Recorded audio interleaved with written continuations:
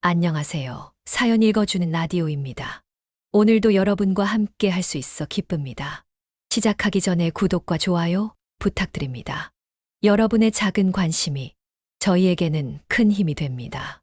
한국의 성장을 이끌어온 베이비붐 세대들의 슬픔을 아시나요?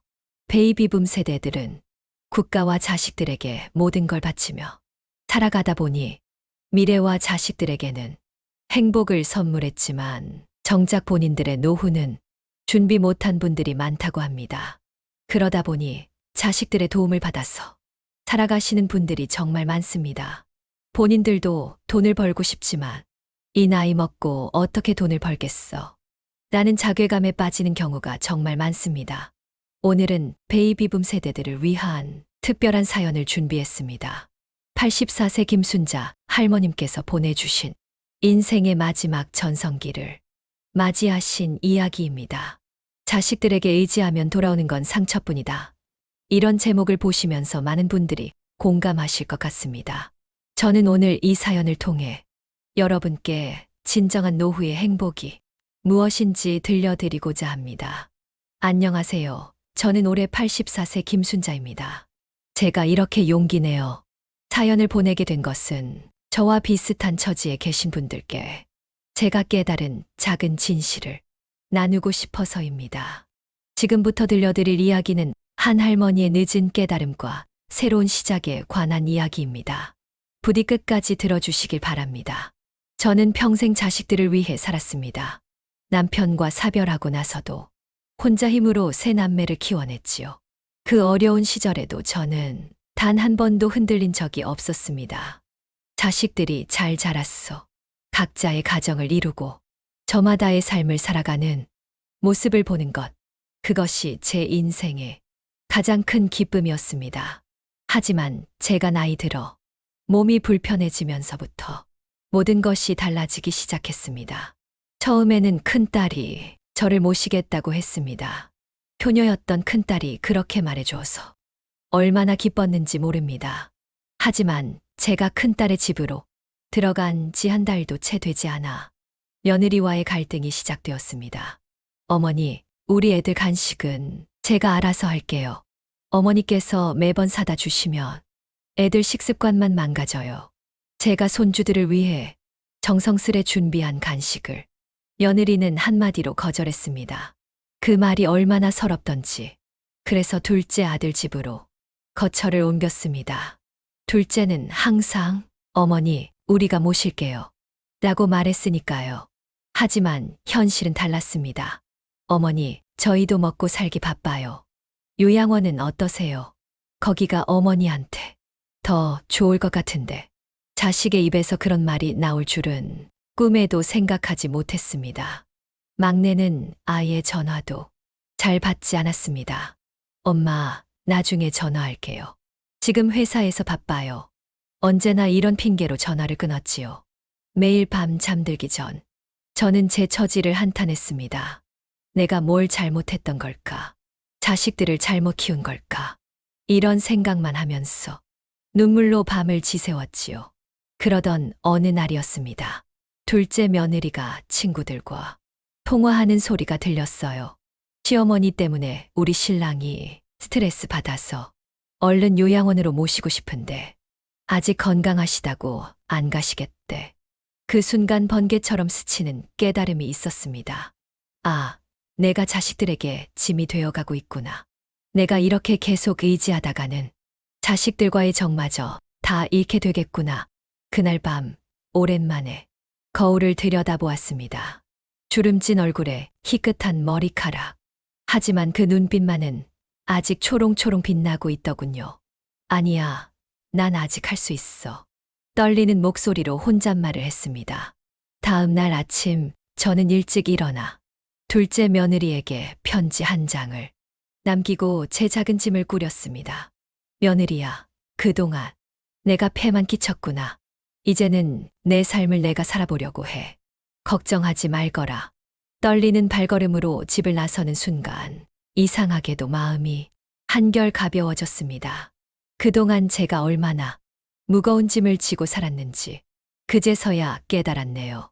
처음 혼자 살기로 했을 때는 두려움이 컸습니다. 평생 가족을 위해 살아온 제가 이제 와서 뭘 할 수 있을까 싶었지요. 작은 원룸을 구하고 짐을 풀던 날, 방 한켠에 놓인 제 짐 가방을 보며 한참을 울었습니다. 내 인생 84년이 고작 짐 가방 하나로 정리되다니. 하지만 이상하게도 그 눈물이 마지막이었습니다. 그날 이후로 매일 아침 일찍 일어나 창문을 활짝 열고 맑은 공기를 마시며 새로운 하루를 시작했습니다. 처음에는 작은 일부터 시작했어요. 매일 아침 공원을 산책하면서 같은 시간에 만나는 이웃들과 인사를 나누고 복지관에서 하는 프로그램도 참여해 보았죠. 어머님, 이 나이에 혼자 사시기 힘드시지 않으세요? 복지관 선생님이 걱정스레 물으시더군요. 힘들죠. 하지만 이제는 제가 선택한 삶이에요. 내 삶의 주인은 나잖아요. 그렇게 대답하고 나니 가슴 한켠이 뜨거워졌습니다. 그동안 한 번도 해보지 못한 말이었거든요. 복지관에서 만난 친구들과 수다도 떨고 댄스 교실도 다니고 때로는 손주뻘 되는 젊은이들에게 스마트폰 사용법도 배웠습니다. 실수도 많이 했죠. 처음으로 혼자 병원에 가던 날엔 버스를 3번이나 갈아타야 했고 길도 잃어버렸어요. 하지만 그때마다 이상하게도 힘이 났습니다. 내가 해냈다는 뿌듯함이 모든 어려움을 이겨내게 해주었으니까요. 혼자 사는 법을 조금씩 익혀가면서 제 안에 잊고 있던 꿈들이 하나둘 깨어나기 시작했습니다. 젊었을 때 한번 배워보고 싶었던 뜨개질. 이제는 복지관에서 배운 실력으로 예쁜 목도리도 만들고 장갑도 뜨개요. 제가 만든 첫 작품을 보면서 복지관 친구들이 칭찬해 주시는데 그 말 한마디가 그렇게 기쁘더라고요. 춘자 씨, 손재주가 보통이 아니네. 어머, 이거 파시면 잘 팔릴 것 같아요. 그 말에 용기를 내서 복지관 바자회에 제 작품을 내놓았죠. 떨리는 마음으로 기다리고 있는데 젊은 학생이 다가와 목도리를 사더군요. 할머니, 이거 정말 예뻐요. 직접 떠서 그런지 더 특별한 것 같아요. 그 아이의 환한 미소를 보는 순간 제 가슴 속에서 무언가가 따뜻하게 퍼져나갔어요. 아, 이런 게 진정한 행복이구나 싶었습니다. 이제는 매주 토요일마다 장터에 나가 제 작품을 팔아요. 그리고 번 돈으로 실도 사고 가끔은 맛있는 것도 사 먹죠. 이제 보니 내 통장에 돈이 조금씩 모이네. 혼자 계산해 보면서 웃음이 나왔습니다. 예전에는 자식들 용돈을 받았으면서도 마음이 편치 않았는데 이제는 내 손으로 번 돈으로 내가 하고 싶은 걸 할 수 있다는 게 얼마나 뿌듯한지 몰라요. 그렇게 6개월이 지났을까요? 어느 날 큰딸이 제가 일하는 장터에 찾아왔더군요. 엄마, 저예요. 딸아이의 목소리가 떨리고 있었습니다. 어머니 찾느라 경찰서에도 가보고 병원에도 가봤어요. 복지관에서 어머니 소식을 듣고 왔어요. 순간 눈시울이 붉어졌지만 이번에는 달랐습니다. 제가 먼저 딸아이의 손을 잡았어요. 걱정 끼쳐서 미안하구나. 하지만 봐라. 이제 엄마가 이렇게 잘 살고 있잖니. 제 작품들이 놓인 작은 가판대를 보여주었습니다. 거기엔 제가 한 땀 한 땀 뜨개질한 목도리와 손수 만든 수세미들이 예쁘게 진열되어 있었죠. 엄마, 이걸 다 손수 만드신 거예요? 그럼 이제 내 손으로 돈도 벌고 내 앞가림은 내가 하는 거야. 딸아이의 눈에서 눈물이 흘러내렸습니다. 그제서야 알았어요. 제가 홀로 서기를 하면서 느낀 뿌듯함이 딸아이에게도 전해졌다는 걸. 그날 이후로 제 인생에 작은 변화들이 찾아왔습니다. 가장 먼저 달라진 건 아침에 일어나는 시간이에요. 해 뜨기 전에 일어나 공원을 한 바퀴 돌고 시장 구경도 하고 때로는 절에도 다녔죠. 복지관에서 만난 김 할머니는 저보다 2살이나 더 많으신데도 꾸준히 스마트폰 교실에 다니신다더군요. 춘자야, 늙어 죽을 때까지 배워야 해. 그래야 자식들이랑 대화가 되지. 그 말씀을 듣고 저도 용기를 내서 복지관의 스마트폰 교실에 등록했어요. 처음엔 손가락이 잘 안 움직여서 속상했는데 이제는 카톡으로 손주들과 대화도 하고 유튜브로 뜨개질 영상도 보면서 배워요. 그러다 어느 날이었어요. 막내가 보내준 손주의 영상통화 요청을 혼자서 받을 수 있게 되었을 때 그 뿌듯함이란 할머니 대단하세요. 요즘 젊은 사람들도 잘 못하는 건데 손주의 칭찬에 절로 어깨가 펴지더군요. 장터에서도 즐거운 일들이 많았어요. 제가 만든 목도리를 사가신 할머니가 일주일 뒤에 다시 찾아오셔서는 이거 입고 다니다가 칭찬도 많이 받고 며느리가 어디서 샀냐고 물어보더라 하시면서 또 주문을 하시는 거예요. 어느 날은 제가 만든 도시락을 들고 큰딸네 집에 찾아갔어요. 엄마가 직접 만든 김밥이야. 이제는 내가 너희한테 대접하고 싶었어. 딸아이가 김밥을 한 입 빼어 물더니 갑자기 눈물을 흘리는 거예요. 엄마, 이거 내가 어렸을 때 소풍 갈 때마다 싸주시던 그 맛이에요. 사위도 조심스레 말을 건넸어요. 어머니, 요즘 장터에서 물건 파신다고 들었어요. 제가 차로 모셔다 드릴까요? 그 말이 얼마나 고맙던지. 예전에는 서로 불편해서 한마디도 못했는데 이제는 이렇게 따뜻한 말을 나눌 수 있다는 게 정말 감사했습니다. 둘째 아들 내외도 달라졌어요. 어느 날은 며느리가 찾아와서는 어머니, 우리 아들이 요즘 학원비가 부족하다고 어머니께서 만드신 목도리 저희 학원에서 판매해도 될까요?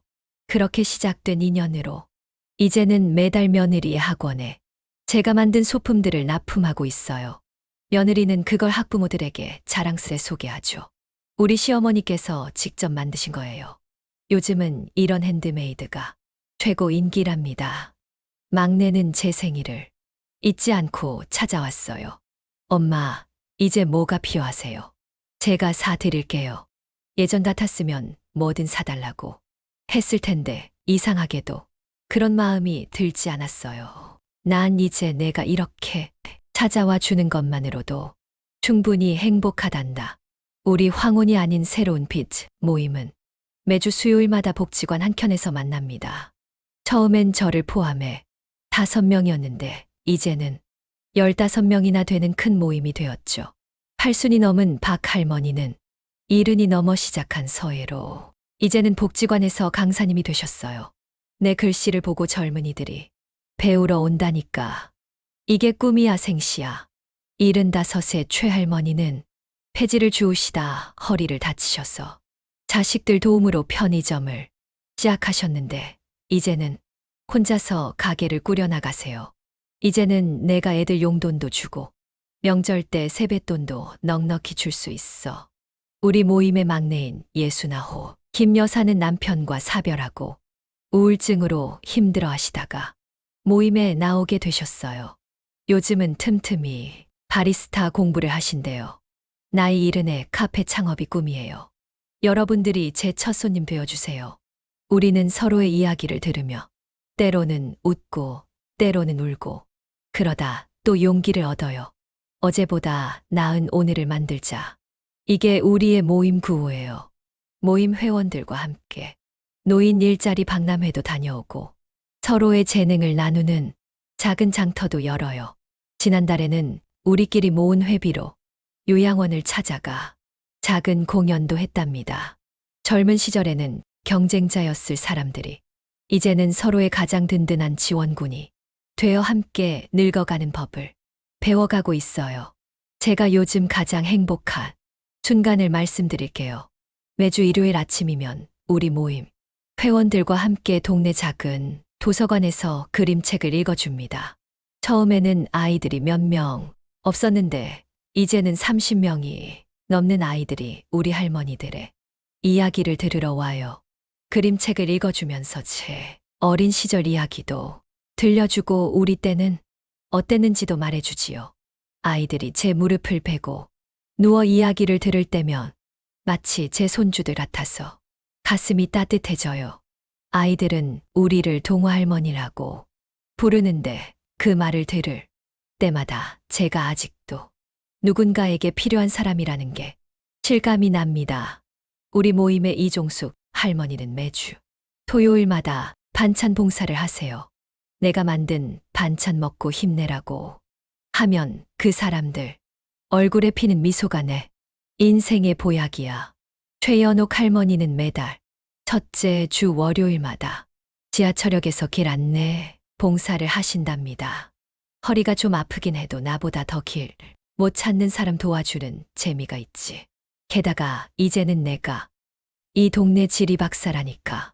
우리는 이렇게 조금씩 나누면서 오히려 더 큰 행복을 얻고 있어요. 봉사는 결코 거창한 게 아니더군요.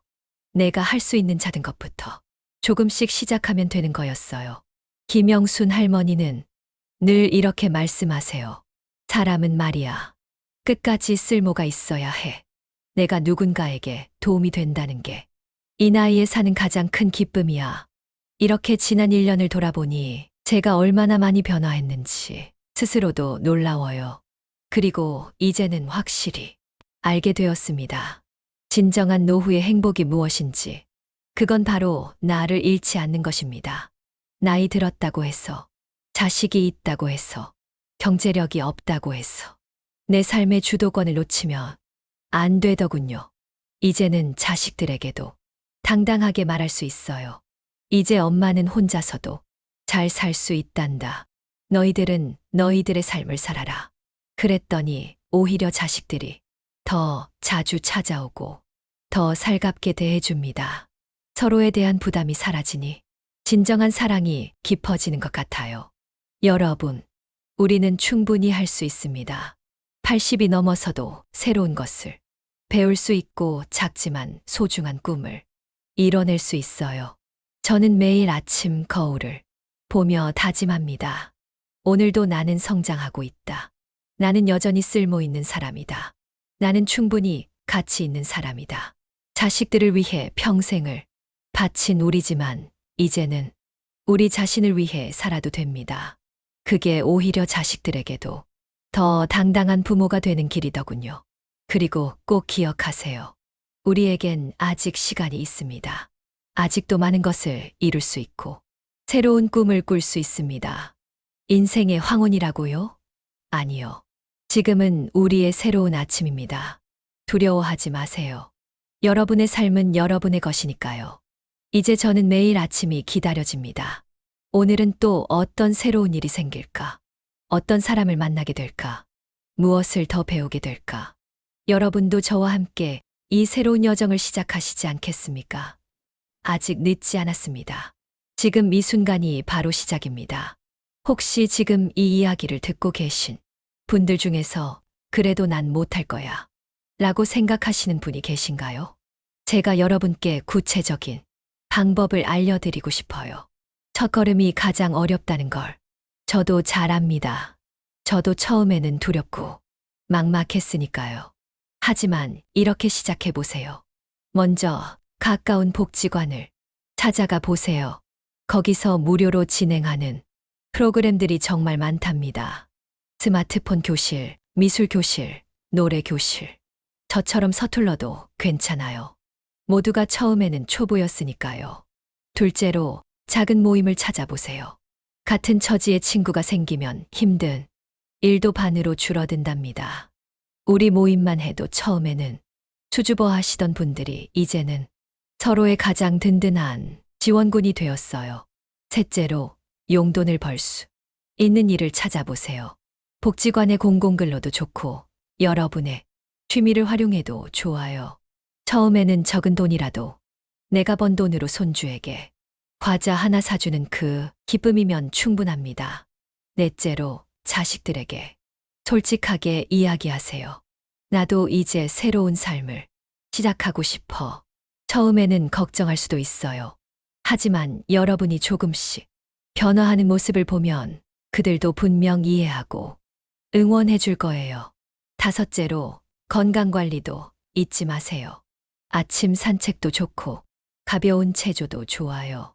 우리 모임에서는 매일 아침 공원에서 다 같이 국민 체조를 한답니다.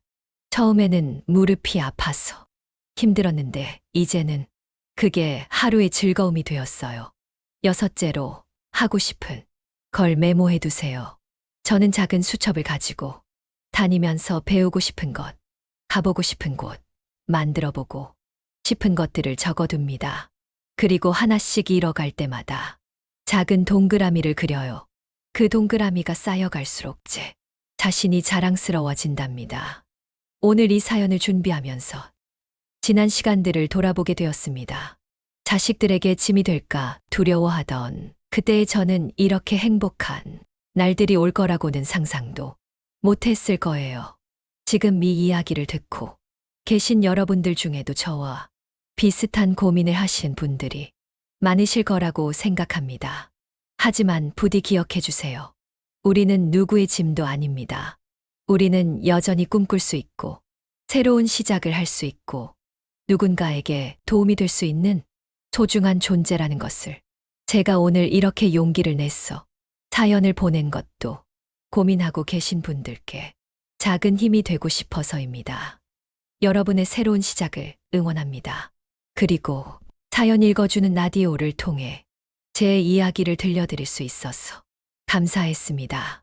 혹시 제 이야기가 마음에 와닿으셨다면 구독과 좋아요를 눌러주세요. 여러분의 작은 관심이 모여 더 많은 분들에게 희망과 용기를 전할 수 있답니다. 다음에는 또 어떤 분의 인생 이야기로 찾아뵐지 기대해 주세요. 그때까지 모두 건강하시고 행복하세요. 여러분의 이야기도 기다리고 있겠습니다. 감사합니다.